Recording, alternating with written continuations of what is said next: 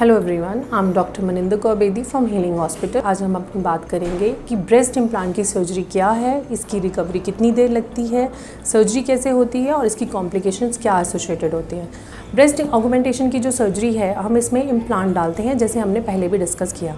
अब इसकी सर्जरी के लिए हमें एडमिशन की ज़रूरत होती है सिर्फ एक दिन के लिए। हम पेशेंट को सुबह एडमिट करते हैं, सर्जरी करके अगले दिन छुट्टी कर दी जाती है, 1 डे एडमिशन होती है। सर्जरी के प्रोसीजर में हम एक छोटा सा इंसिजन देते हैं जो 3 से 4 सेंटीमीटर का होता है, और मेरी प्रेफरेंस होती है, I prefer to give it in the inframammary incision. इसमें क्या होता है कि जो ब्रेस्ट के नीचे के हिस्से में होता है वो चीरा लगता है, बट वो जैसे जैसे आपका इम्प्लांट सेटल होता है वो स्कार भी सेटल हो जाता है और नज़र नहीं आता। जो हम इम्प्लांट डालते हैं वो हम एक पॉकेट क्रिएट करते हैं। इसकी भी 3 तरह होती हैं, या तो हम सबक्यूटेनियस प्लेन में डालते हैं, या हम आपके ब्रेस्ट टिश्यू और मस्कुलर प्लेन के नीचे डालते हैं, या फिर हम सिर्फ मस्कुलर प्लेन के नीचे डालते हैं। ये depending on the patient and doctors preference हम इस पर डिपेंड करके डालते हैं। ये ब्रेस्ट इम्प्लांट्स डालने के बाद पेशेंट की हम नेक्स्ट डे डिस्चार्ज कर देते हैं ऑन अवर एंटीबायोटिक्स, एंड इसमें ज़्यादा पेन नहीं होती है, एंड पेन किलर SOS देते हैं। रिकवरी पीरियड की अगर बात करी जाए, ब्रेस्ट ऑगमेंटेशन के बाद रिकवरी कोई बहुत ज़्यादा पीरियड नहीं चाहिए हमें। आप आराम से 1 हफ़्ता एक छुट्टी ले सकते हैं। You can take off from your work for 1 week and then you can join your work after 1 week. 3 weeks तक हम आपको बोलते हैं कि आप लाइट वर्क करें। एक्सरसाइजेज जो हैं अगर आपने करनी है, हम फ्री मूवमेंट्स बताते हैं but not exertional for 3 weeks, and after 3 weeks you can start your walk, then you can go your gym after 4 to 6 weeks.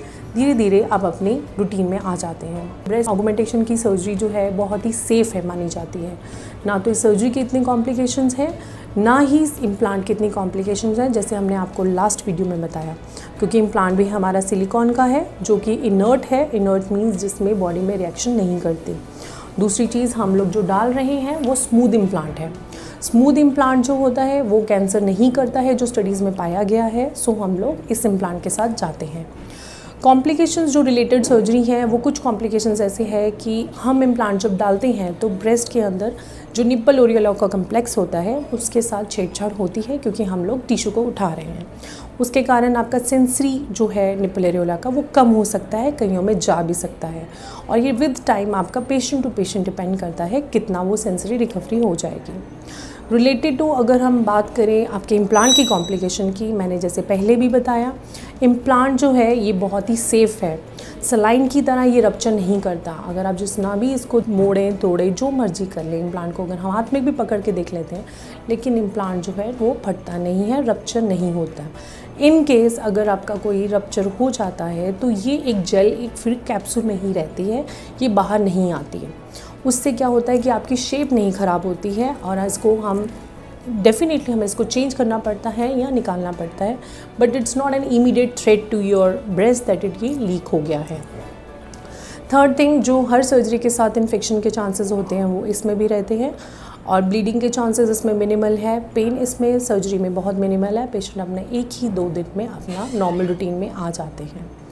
Breast इसमें जो है कैंसर के रिस्क, जो लोग पूछते हैं कि कैंसर हो सकता है, मैंने आपसे पहले भी डिस्कस किया था कि जो टेक्सचर्ड है वो इसके साथ हो सकता है रिस्क, लेकिन स्मूथ जो हम डाल रहे हैं उसके साथ नहीं है।